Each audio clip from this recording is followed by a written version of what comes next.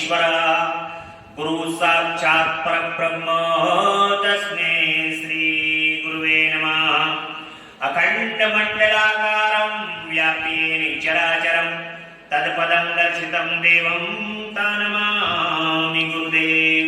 बोले गुरु भगवान की जय। गजाननं भूतगणादिसेवितं कपित्तजम्बूफलचारुभक्षणं उमासुतं शोकविनाशकारिकं नमामि विघ्नेश्वरपादपङ्कजं। बोलिए गणपति गजानन भगवान की जय। सर्वमंगल मंगल्ये शिवे सर्वार्थ साधिके शरण्ये त्र्यंबके गौरी नारायणी नमस्तुते। शरणागत दीनाथ परित्राण परायणे सर्वशास्त्र हरे देवी नारायणी नमस्तुते। जगदम्बा रानी की जय, अम्बा मैया की जय। कर्पूर गौरम करुणावतारम संसारिचारम भुजगेन्द्रहारम सदा वसंतम हृदयारविंदे भवं भवानी सहितं नमामि।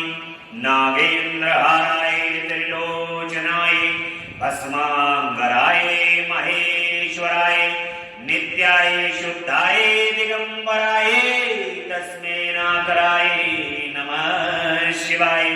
ओम नमः शिवाय, ओम नमः शिवाय, ओम नमः शिवाय। भगवान श्री गुरुदेव की असीम अनुकंपा से, माता पिता के आशीर्वाद, आप सभी भक्तों के भाग्य के कारण प्रेम श्रद्धा विश्वास जगदम्बा अम्बा पराशक्ति और भगवान शिव की असीम कृपा से, दसों दिशाओं से बरसने वाली कृपा से कारण ही भगवान की आनंदमयी अमृतमयी साक्षात भगवान शिव का जो स्वरूप है, शिव महापुराण की कथा का आज 23वां दिवस है। भगवान की कथा को 23 दिन सभी भक्त बड़े प्रेम भाव से श्रद्धा के साथ भगवान की कथा का श्रवण कर रहे हैं,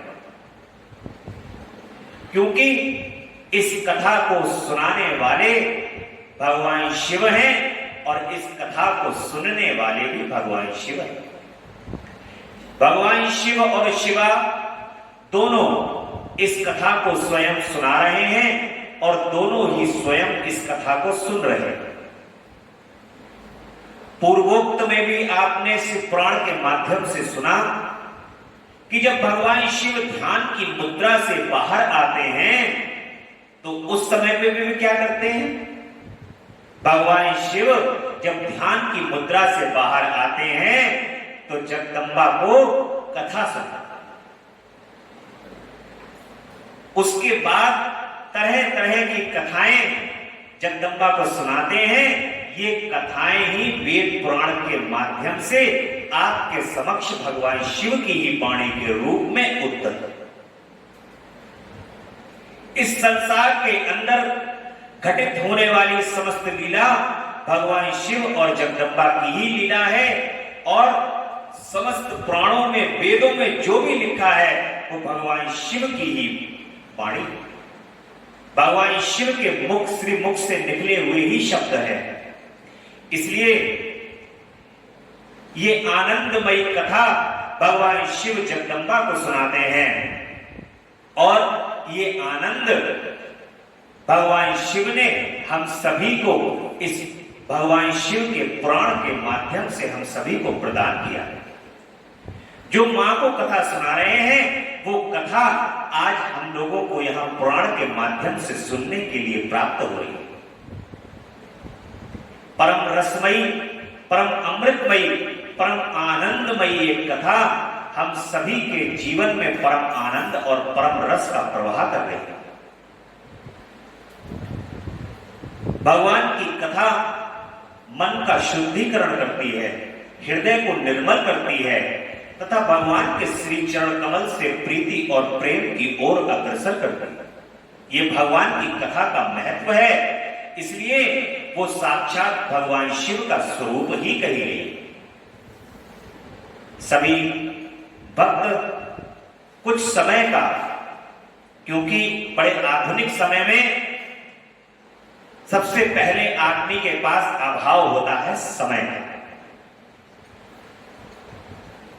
अनरक्त इधर उधर व्यक्ति समय को व्यतीत कर सकता है, परंतु भगवान की कथा, भगवान के नाम स्मरण और भगवान के पूजन में, उसकी कथा को सुनने में जो समय होता है उसको वो कहता है कि समय नहीं है। आप अगर अपने 24 घंटे की पूरी दिनचर्या अगर निकाल करके देखेंगे तो आप देखेंगे कि कुछ क्षणिक समय ही आपने अपने प्रभु को निकाला, बाकी समय तो आपने बर्बाद किया है।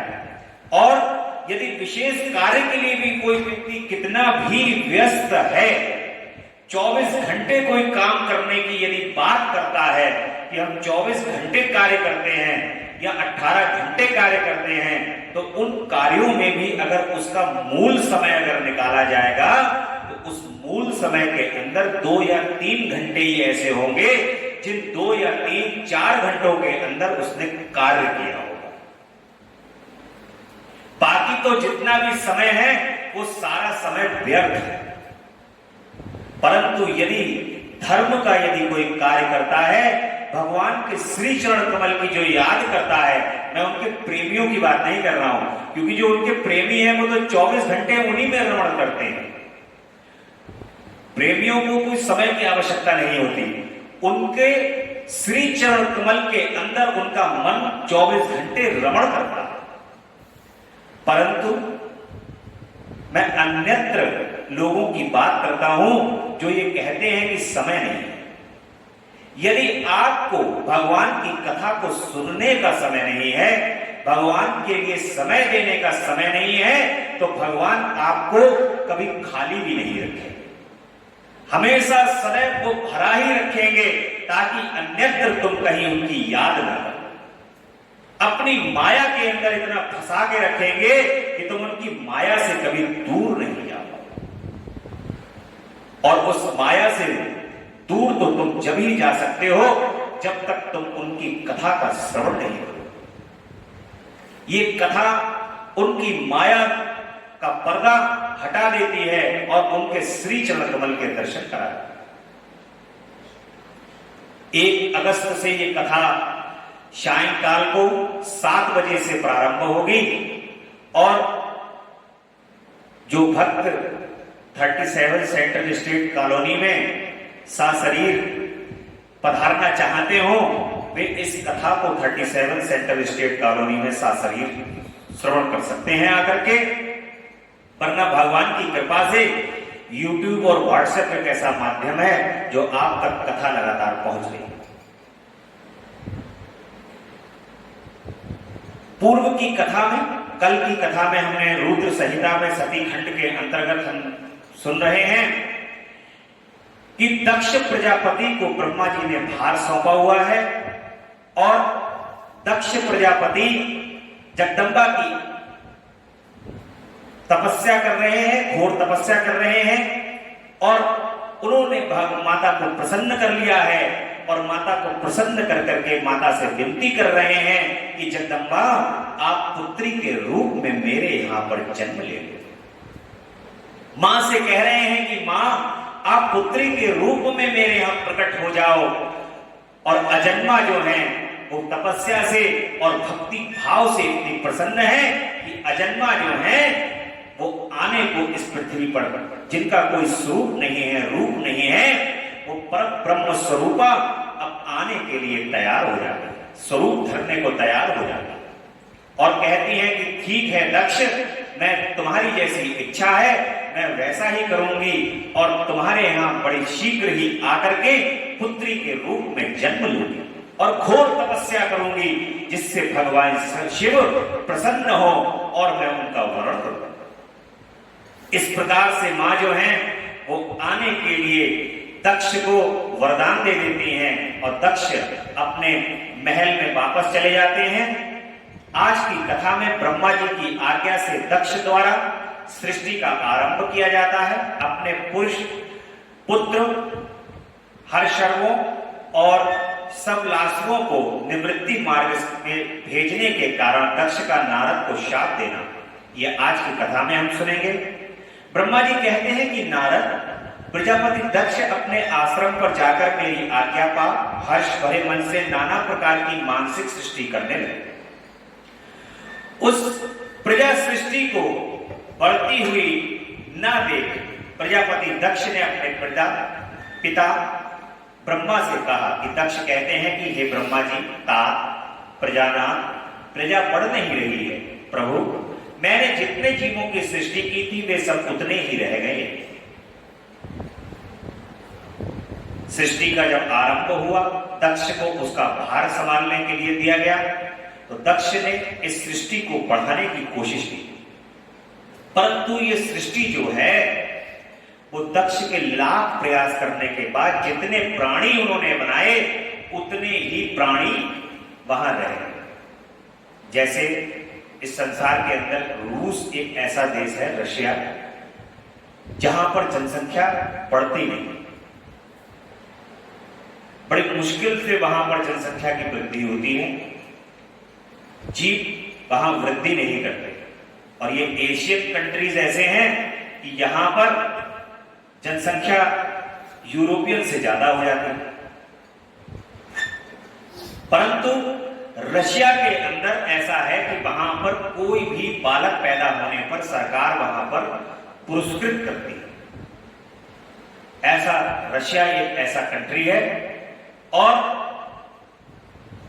इसी प्रकार से दक्ष देख रहे हैं कि सृष्टि नहीं बढ़ रही है, वे सब उतने ही हैं, मैं क्या करूं? जिस उपाय से ये अपने आप को, जिससे ये अपने आप बढ़ने लगे, वह मुझे बताइए, तदनुसार मैं प्रजा की सृष्टि करूंगा, इसमें कोई संशय नहीं। ब्रह्मा जी ने कहा कि तात प्रजापति दक्ष, मेरी उत्तम बात सुनो और उसके अनुसार कार्य करो। सुरश्रेष्ठ भगवान शिव तुम्हारा कल्याण करेंगे। प्रज्ञेश प्रजापति पंचजन बीरण की जो परम सुंदरी पुत्री अक्षिनी है, उसे तुम पत्नी के रूप में ग्रहण, स्त्री के साथ धर्म का आश्रय ले तुम पुनः इस प्रजा सर्व को बढ़ाओ। अक्षिनी जैसे कामिनी के गर्भ से तुम बहुत सी संतान उत्पन्न करोगे। तदंतर धर्म से प्रजा की उत्पत्ति करने के उद्देश्य से प्रजापति दक्ष ने मेरी आज्ञा के अनुसार वीरण प्रजापति की पुत्री के साथ विवाह किया। अपनी पत्नी वारणी के गर्भ से प्रजापति दक्ष ने 10,000 पुत्र उत्पन्न किए और हर्षर्व कहलाए। मुनि वे सब के सब पुत्र समान धर्म का आचरण करने वाले हुए, पिता की भक्ति में तत्पर रहे, वे सदा वैदिक मार्ग पर ही चलते थे। एक समय पिता ने उन्हें प्रजा की सृष्टि करने का आदेश दिया, तब वे सभी दाक्षायण नामधारी पुत्र सृष्टि के उद्देश्य से तपस्या करने के लिए पश्चिम दिशा की ओर चले।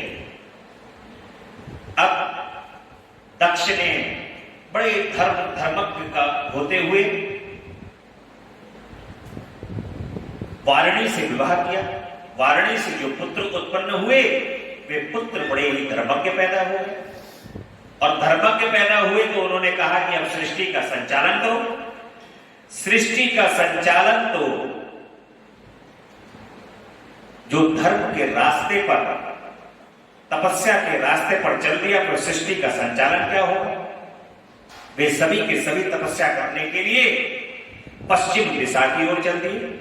वही नारायण सर नामक परम पावन तीर्थ है, जहां दिव्य सिंधु नद और समुद्र का संगम हुआ है। उस तीर्थ जल का ही निकट से स्पर्श करते उनका अंतःकरण शुद्ध एवं ज्ञान से संपन्न हो। उनकी आंतरिक मल राशि धुल गई और वे परमहंस धर्म में स्थित हो गए। दक्ष के वे सभी पुत्र पिता के आदेश में बंधे हुए थे, अतः उनको मन को स्थिर करके प्रजा की वृद्धि के लिए वहां तप करने लगे। वे सभी सत्पुरुषों में श्रेष्ठ थे। नारद, जब तुम्हें पता लगा कि हर्षवर्धन सृष्टि के लिए तपस्या कर रहे हैं, तब भगवान लक्ष्मीपति के हार्दिक अभिप्राय को जानकर तुम स्वयं उनके पास गए और आदर पूर्वक ये बोले कि दक्ष पुरुष हर्षवर्धन, तुम लोग पृथ्वी का अंत देखें बिना सृष्टि रचना करने के लिए कैसे उद्यत हो गए। ब्रह्मा जी कहते हैं कि नारद हर्षव आलस्य से दूर रहने वाले थे और जन्म काल से बड़े बुद्धिमान थे। वे सब के सब तुम्हारा उपयुक्त कथन सुनकर स्वयं उस पर विचार करने लगे। उन्होंने यह विचार किया कि जो उत्तम शास्त्र रूपी पिता के निवृत्ति पूर्वक आदेश को नहीं समझता, वह केवल रज आदि गुणों पर विश्वास करने वाला पुरुष सृष्टि निर्माण का कार्य कैसे आरंभ कर सकता। दक्ष ने आज्ञा दी थी कि जाओ और जाकर के राज्य का निर्माण करो, सृष्टि का निर्माण करो, परंतु उनकी बात को अनदेखा करके वे तपस्या के लिए चले गए। देखिए, कभी भी एक बात हमेशा याद रखिए, कोई भी कार्य यदि आप जीवन का करने के लिए जाते हैं, चाहे धर्म का हो चाहे संसार का हो, यदि आपके माता पिता यदि उस कार्य के लिए मना करते, आपके माता पिता यदि कहते हैं कि नहीं ये कार्य नहीं करना है, तो उनकी आज्ञा का पालन करते हुए आपको पहले वो कार्य करना है जिसकी आज्ञा आपके माता पिता ने आपको की। यदि आपने उनकी आज्ञा का उल्लंघन करके धर्म का भी यदि कार्य किया है, तो वो कार्य भी कभी सिद्ध नहीं हो सकता, क्योंकि इस संसार के अंदर माता पिता से जो यहां पर सृष्टि के जो आपने रचित माता पिता हैं, जो आपको प्राप्त हुए हैं, ये साक्षात जगदंबा और भगवान शिव के स्वरूप में ही आपको प्राप्त हुआ। यदि आपने इनकी बात का उल्लंघन कर दिया, अन्यथा ले लिया, तो आपकी बात का आप जो धर्म है वो धर्म अधूरा रह गया, क्योंकि अधर्म तो आपने उनकी आज्ञा का उल्लंघन करके ही कर दिया, फिर आप कौन सा धर्म करने जा रहे हैं। इसलिए ऐसा ही उन बुद्धिमान पुत्रों के साथ हुआ। स्वयं उन पर विचार करने लगे। उन्होंने विचार किया कि उत्तम, नारद जी कहते हैं, नारद जी देखते हैं कि जब ये अपने पिता का आज्ञा नहीं मान रहे हैं, आदेश को नहीं समझ रहे हैं, तो रज आदि गुणों पर विश्वास करने वाला पुरुष सृष्टि का निर्माण कैसे आरंभ कर सकता है। ऐसा निश्चय कर वे उत्तम वृद्धि और एक चित्त वाले दक्ष कुमार नारद को प्रणाम और उनकी परिक्रमा करके ऐसे पथ पर चले गए जहां जाकर कोई वापस नहीं लौटता। नारद, तुम भगवान शंकर के मन हो और मुनि, तुम समस्त लोकों में अकेले विचरा करते हो। तुम्हारा मन में कोई विकार नहीं है, क्योंकि तुम सदा महेश्वर की मनोवृत्ति के अनुसार ही कार्य करते। जब बहुत समय बीत गया, तब मेरे पुत्र प्रजापति दक्ष को यह पता लगा कि मेरे सभी पुत्र नारद से शिक्षा पाकर नष्ट हो गए। इसमें उन्हें बड़ा दुख हुआ। वे बार बार कहने लगे, उत्तम संतानों का पिता होना शोक का ही स्थान है, क्योंकि श्रेष्ठ पुत्रों के बिछड़ जाने से पिता को बड़ा कष्ट होता। शिव की माया से मोहित होने से दक्ष को पुत्र वियोग के कारण बहुत शोक होने लगा। तब मैंने आकर अपने बेटे दक्ष को बड़े प्रेम से समझाया और सांत्वना दी। दैव का विधान प्रबल होता है इत्यादि बातें बताकर उनके मन को शांत किया। मेरे सांत्वना देने पर दक्ष पुनः पंचजन कन्या अक्षरी के गर्भ से सबलाश नाम के एक सहस्त्र पुत्र उत्पन्न हुए। एक सहस्त्र पुत्र उत्पन्न हुए। पिता का आदेश पाकर वे पुत्र भी प्रजा सृष्टि के लिए दृढ़ता पूर्वक प्रतिज्ञा पालन का नियम ले उसी स्थान पर गए जहां उनके सिद्धि को प्राप्त हुए बड़े भाई गए। नारायण सरोवर के जल का स्पर्श होने मात्र से उनके सारे पाप नष्ट हो गए। अंतःकरण में शुद्धता आ गई और वे उत्तम व्रत के पालन शबलाश ब्रह्म का जप करते हुए वहां बड़ी भारी तपस्या करते। ये भी जो दोबारा जो सहस्त्र पुत्र उत्पन्न हुए, ये भी वही चले, क्योंकि अभी सारा कार्य किसकी इच्छा से हो रहा है? भगवान शिव। अभी भगवान शिव को सृष्टि की रचना इस प्रकार से करनी है। भगवान को इस प्रकार से सृष्टि की रचना नहीं करनी है, तब वे सारे के सारे पुत्र जो उत्पन्न हो रहे हैं, वो सारे के सारे पुत्र तपस्या में लीन होकर के भगवान शिव में जाकर विलीन हो जाते और सबलाश ब्रह्म का जप करते हुए प्रजा सृष्टि के लिए उद्धत जान पुनः पहले की भांति ईश्वरीय गति का स्मरण करते हुए उनके पास गए और वही बात कहने लगे जो उनके भाइयों से पहले कह चुके थे। नारद जी फिर पहुंच गए और उन्होंने फिर से वही बात उनसे कह दी और फिर वही भाई लोग जो हैं ऊर्ध्व गति को फिर से प्राप्त हो जाते हैं। नारद जी की बात सुनकर के नारद जी सारा काम जो है वो लीला का सारा काम सरल कर देते।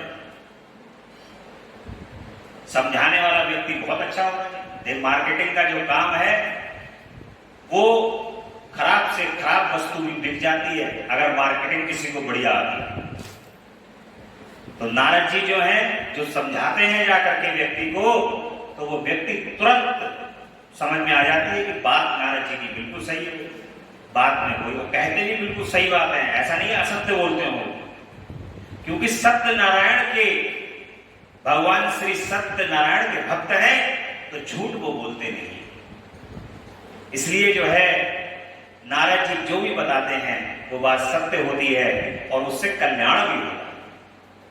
उन्हें प्रजा सृष्टि के लिए उद्धत जान करके नारद जी ईश्वरीय ज्ञान दे देते हैं और वे सभी भाई वहीं पहुंच जाते हैं। तुम्हारा दर्शन अमोद है, इसलिए तुमने उनको भी भाइयों का ही मार्ग दिखाया है, वे भाई के पद पर ऊर्ध्व गति को प्राप्त हो। उसी समय प्रजापति दक्ष को बहुत से उत्पात दिखाई दिए। इससे मेरे पुत्र दक्ष को बड़ा विस्मय हुआ। दक्ष को सृष्टि की रचना करनी है। बार बार नारद जी उन्हें जाकर के उपदेश दे देते हैं और वे सभी उपदेश पाकर के शरीर को अपने त्याग के फिर से भगवान शिव में लय हो जाते हैं। उसी समय प्रजापति दक्ष को जब पता चलता है कि वो बड़ा विस्मय हो जाता है, दुखी हो जाता है। फिर उन्होंने पूर्व पर तुम्हारी ही करतूत से अपने पुत्रों का नाश हुआ सुना, इससे उन्हें बड़ा आश्चर्य हुआ। वे पुत्र शोक से मूर्छित हो अत्यंत कष्ट का अनुभव करते। फिर दक्ष ने तुम पर बड़ा क्रोध किया और कहा कि यह नारद बड़ा दुष्ट है। दैववश उसी समय तुम दक्ष पर अनुग्रह करने के लिए वहां आ पहुंचे। तुम्हें देखते ही शोक वेश से युक्त हुए दक्ष के होंठ रोष से फड़फड़ाने लगे। तुम्हें सामने पाकर वे धिक्कारने और निंदा करने लगे। दक्ष ने कहा कि तुमने ये क्या किया? तुमने झूठ मूठ साधुओं का बाना पहन रखा है। इसी के द्वारा ठक्कर हमारे भोले भाले बालकों को तुमने भिक्षुओं का मार्ग दिखाया है। ये अच्छा नहीं किया। तुम निर्दय और षट हो, इसलिए तुमने हमारे इन बालकों के जो अभी ऋषि ऋण, देव ऋण और पितृ ऋण से मुक्त नहीं हो पाए थे, लोक और परलोक दोनों के श्रेय का नाश कर दिया। जो पुरुष इन तीनों ऋणों को उतारे बिना ही मोक्ष इच्छा मन में लिए माता पिता को त्याग कर घर से निकल जाता है, सन्यासी हो जाता है, वह अधोगति को प्राप्त होता है। तुम निर्दय और बड़े निर्लज्ज हो, बच्चों की बुद्धि में भेद पैदा करने वाले हो और अपने दुष्यश को स्वयं ही नष्ट कर रहे हो। हे मूढ़मती, तुम भगवान विष्णु के पार्षदों में व्यर्थ ही घूमते फिरते हो। अधमाधम, तुमने बारंबार मेरा अमंगल किया है, अतः आज से तीनों लोगों में विचरते हुए तुम्हारा पैर कहीं स्थिर नहीं है। नारद जी 2 घड़ी से ज्यादा कहीं टिकते और नारायण नारायण, जब तक नारायण नारायण करते रहते हैं तब तक तो नारद जी जो हैं वो रुके रहते हैं। और जैसे ही नारायण नारायण एक जो श्वास होती है उसके द्वारा जैसी रुकती वैसी वहां से चल देते।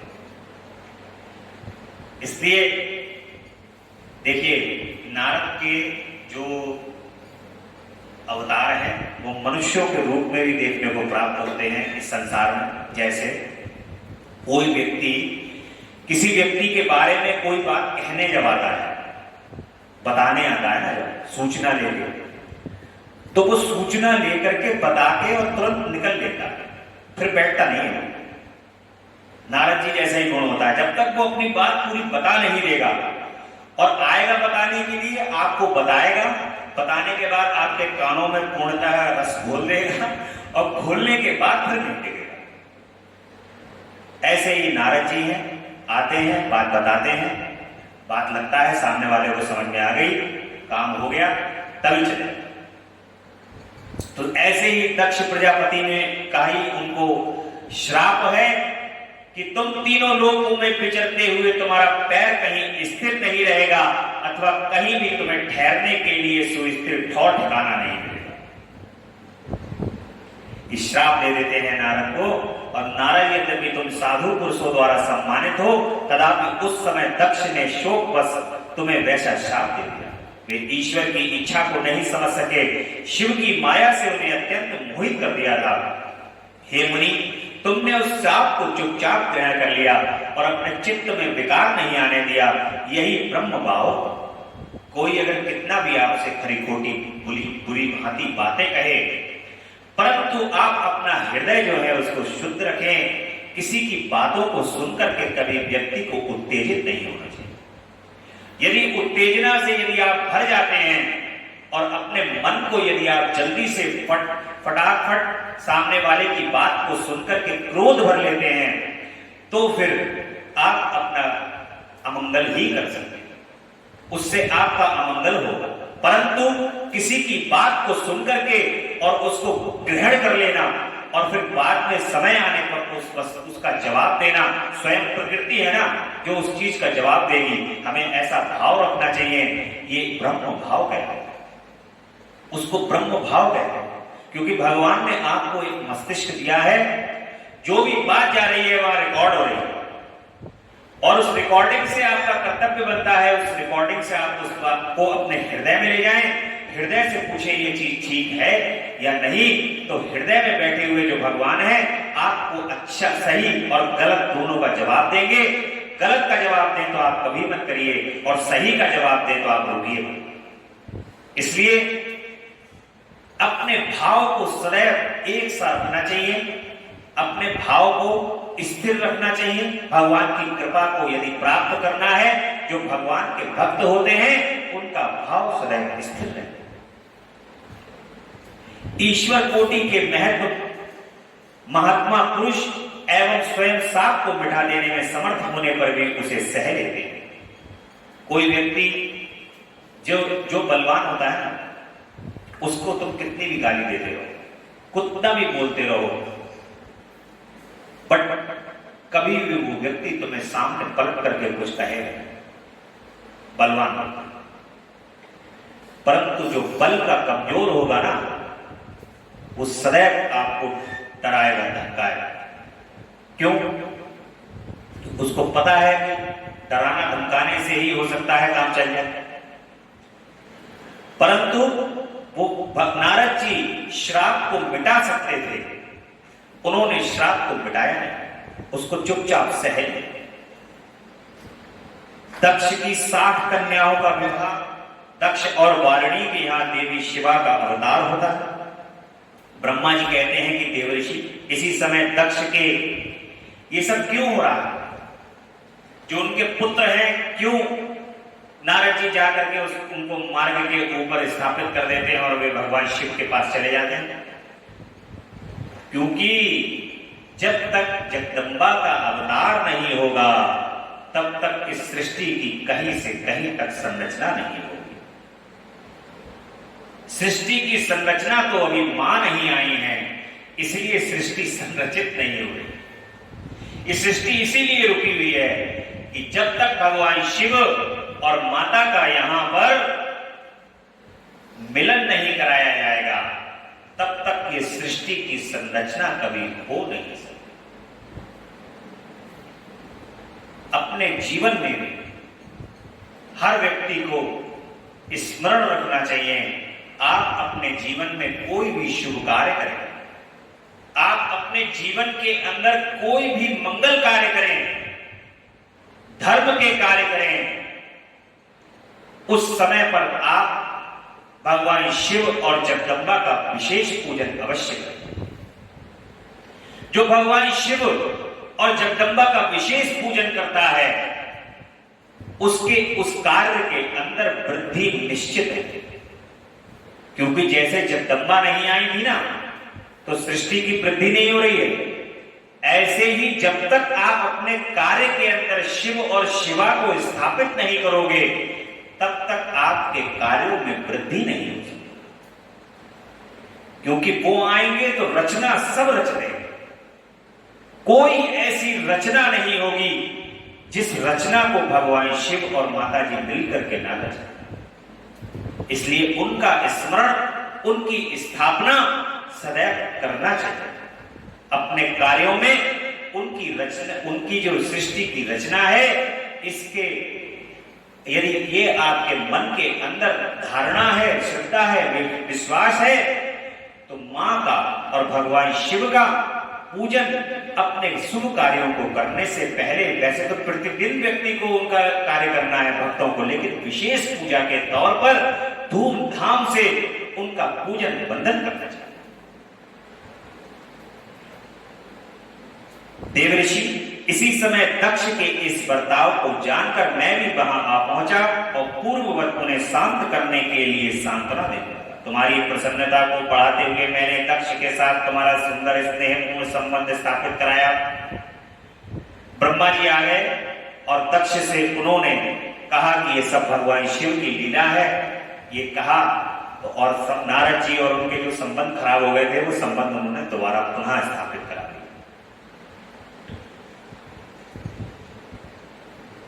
तुम मेरे पुत्र हो, मुनियों में श्रेष्ठ और संपूर्ण देवताओं के प्रिय हो, अतः बड़ा प्रेम से तुम्हें आश्वासन देकर मैं फिर अपने स्थान पर गया। तदंतर प्रजापति दक्ष ने मेरी अनुनय के अनुसार अपनी पत्नी के गर्भ से 60 सुंदर कन्याओं को जन्म दिया और आलस्य रहित हो धर्म आदि के साथ उन सबका विवाह कर दिया। मुनीश्वर, मैं उसी प्रसंग को बड़े प्रेम से कह रहा हूं, तुम सुनो। मुनि, दक्ष ने अपनी 10 कन्याएं विधि पूर्वक धर्म को ब्याह दी, 13 कन्याएं कश्यप मुनि को दे दी और 27 कन्याओं का विवाह चंद्रमा के साथ कर दिया। भूत या बहुपुत्र अंगिरा या कुशाब्स को उन्होंने 2-2 कन्याएं दी और शेष का 4 कन्याओं का विवाह ताक्ष यानी अनिरेष्ट नेमी के साथ कर दिया। इन सबकी संतान परंपराओं से तीनों लोग भरे पड़े हुए हैं, अतः विस्तार भय से उनका वर्णन नहीं किया जाता। देखिए, जब तक पुत्र उत्पन्न होते रहे तब तक सृष्टि नहीं बढ़ी, परंतु ज्यों ही दक्ष की 60 कन्याओं ने जन्म लिया, सृष्टि का निर्माण और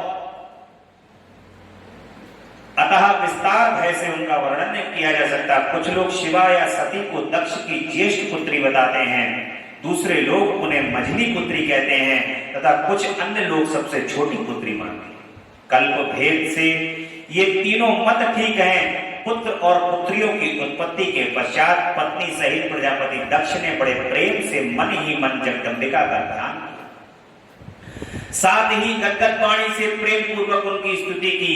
बारंबार अंजलि बांधकर नमस्कार करके वे विनीत भाव से देवी को मस्तक झुकाते हैं।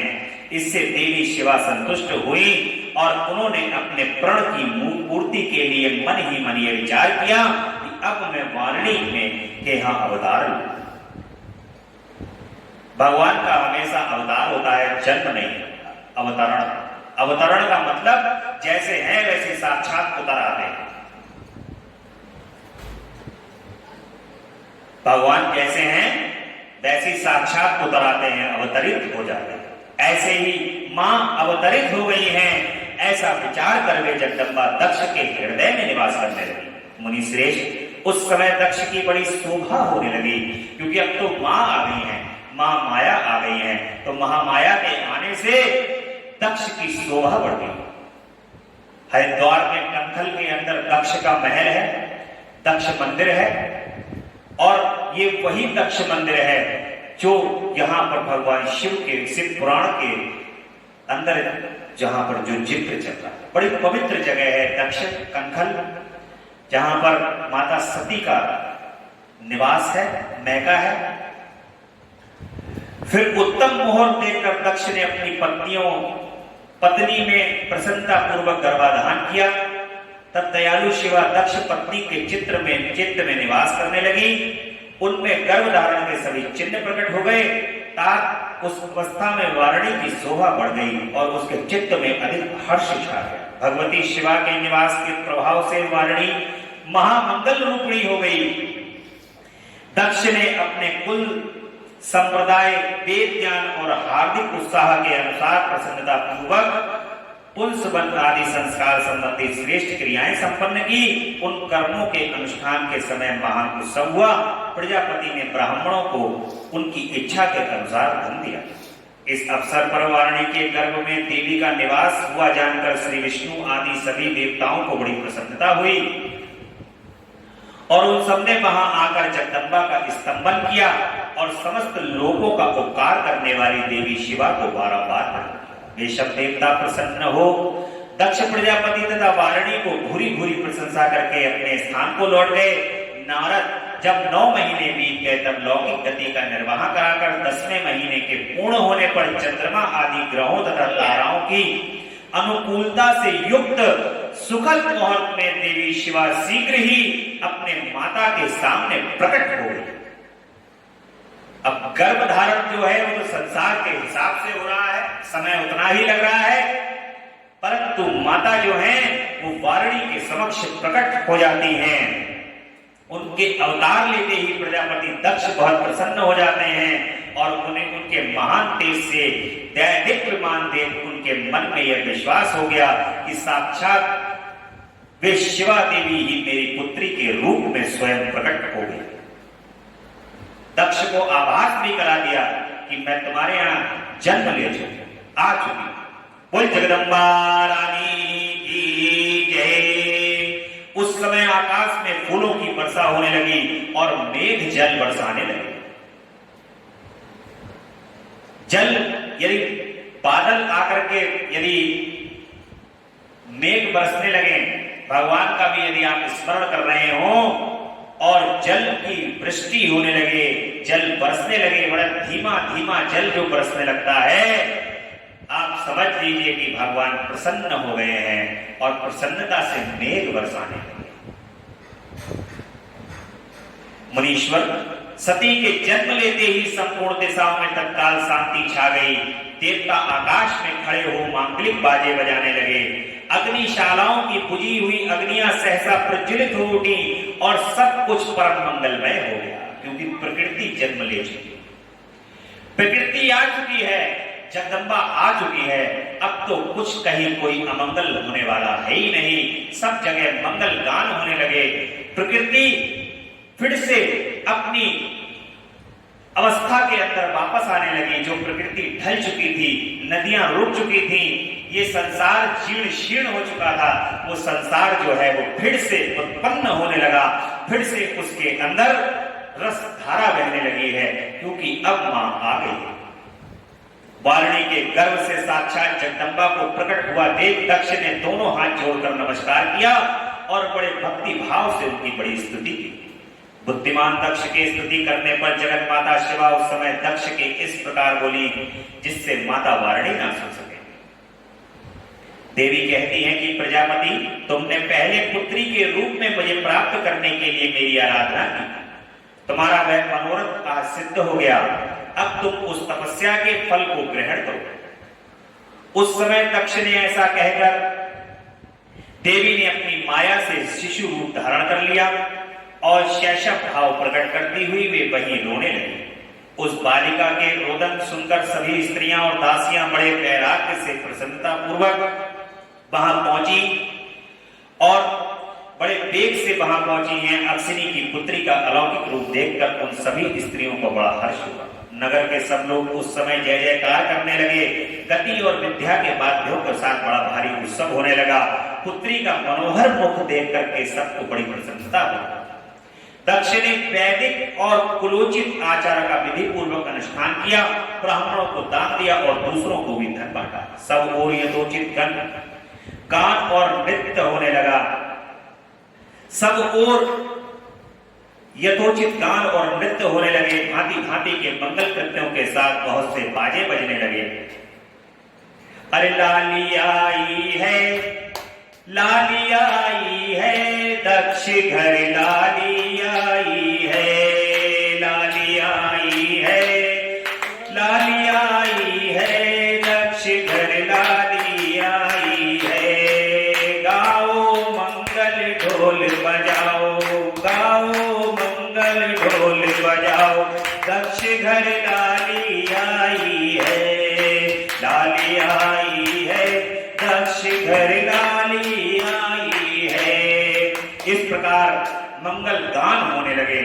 जगदम्बा का लोग गान करने लगे और मां को देख करके सब प्रसन्न चित्त होने लगे।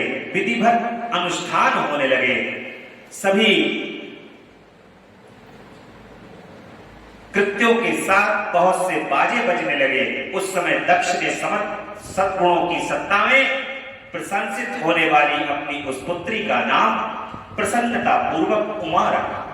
तदंतर संसार में लोगों की ओर से उसके और भी नाम प्रचलित किए, जो सब के सब महान मंगलदायक तथा विशेषता समस्त दुखों का नाश करने वाले। वारणी और महात्मा दक्ष अपनी पुत्री का पालन करने लगे तथा वह शुक्ल पक्ष की चंद्रकला के समान दिनों दिन बढ़ने लगे। द्विश्रेष्ठ बाल्यावस्था में भी समस्त उत्तमोत्तम गुण उसमें उसी तरह प्रवेश करने लगे जैसे शुक्ल पक्ष के बाल चंद्रमा में समस्त मनोहारिणी कलाएं प्रविष्ट हो जाती। दक्ष कन्या सती सखियों के बीच बैठी बैठी जब अपने भाव में निमग्न होती तब बारंबार भगवान शिव की मूर्ति चित्रित करने लगती थी। मंगलमयी सती जब बाल्योचित सुंदर गति गाती तब स्थाणु हर एवं रुद्र नाम लेकर स्वशत्रु शिव का स्मरण किया करती। इस प्रकार से भगवान की जगदम्बा की यहां पर आज अवतरण हुआ। बड़ा सुंदर प्रसंग जो है वो यहां पर चल रहा है। मां का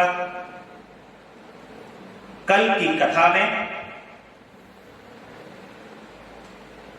सती की तपस्या से संतुष्ट देवताओं को कैलाश में जाकर भगवान शिव का किस प्रकार से स्तंभन किया जाता है यह हम कल की कथा में सुनेंगे। आज की कथा यही विश्राम लेगी। बोल जगदम्बा रानी की जय। तेरा पल पल बीता जाए मुख से जप ले नमः शिवाय। तेरा पल पल बीता जाए मुख से जप ले नमः शिवाय। ओम नमः शिवाय, ओम नमः शिवाय, ओम नमः शिवाय, ओम नमः शिवाय। मुसाफिरी जब पूरी होगी चलने की मजबूरी होगी। मुसाफिरी जब पूरी होगी चलने की मजबूरी होगी। अवसर खाली न जाए मुख से जप ले नमः शिवाय। तेरा अवसर खाली न जाए मुख से जप ले नमः शिवाय। ओम नमः शिवाय, ओम नमः शिवाय, ओम नमः शिवाय, ओम नमः शिवाय। नमः शिवाय, नमः शिवाय, नमः शिवाय, नमः शिवाय, नमः शिवाय, नमः शिवाय, नमः शिवाय, नमः शिवाय, नमः शिवाय, नमः शिवाय, नमः शिवाय, नमः शिवाय, नमः शिवाय। ओम नमः शिवाय, ओम नमः शिवाय, ओम नमः शिवाय, ओम नमः शिवाय, ओम नमः शिवाय, ओम नमः शिवाय। तेरा पल पल बीता जाए मुख से जप ले नमः शिवाय। तेरा पल पल बीता जाए मुख से जप ले नमः शिवाय। ओम नमः शिवाय, ओम नमः शिवाय, ओम नमः शिवाय, ओम नमः शिवाय। बोले भूत भावन भगवान की जय। महामृत्युंजय भगवान की जय। नर्मदेश्वर महाराज